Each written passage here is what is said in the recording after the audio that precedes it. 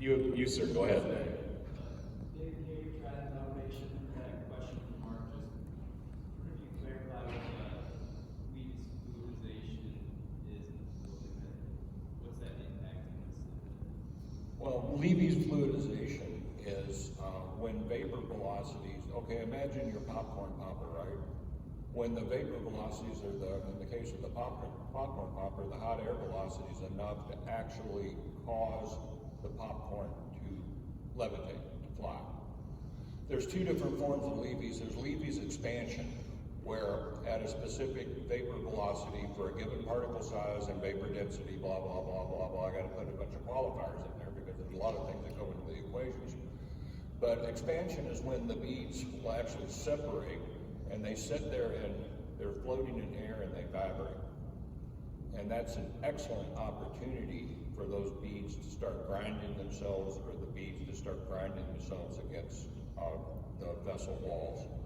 Then there's Levy's fluidization velocity, where the beads will actually be flying around inside of your bed, okay? It's like the popcorn coming out of your hot air popper. Now, when you go past the fluidization velocity, the beads are actually moving with enough momentum to crack the beads, right? With expansion, the beads are just grinding against each other and grinding against the vessel walls, creating dust. When you're actually exceeded the fluidization velocity, the beads are flying around like BBs, and they'll crack and they'll break into pieces. And when they crack and break into pieces, then they're more likely to form dust. The pressure drop is directly proportionate to the surface area, so once you crack those beads and form dust, then the whole fluid dynamic scheme within the bed is screwed, okay? The beads will start breaking when you exceed the Levy's fluidization, and they'll start making dust, grinding dust when you exceed that Levy's expansion velocity.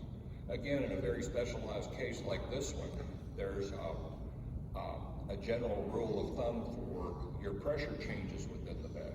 Because just like when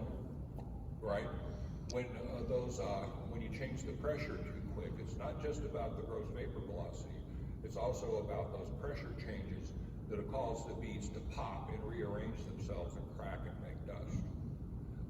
Typically, pressure changes, when you do the exact calculation at 0.83 psi per second, the beads will start to, if you change pressure faster than 0.83 psi per second, the beads will fluidize. The recommendation I have is that no pressure change within the vessel ever exceed 0.7, because that just builds in a little bit of extra fluff. But those pressure changes and those vapor velocities can be monitored within the bed to prevent that cracking and that dusting. I hope that answered it. Other questions for our panel? Go ahead, sir.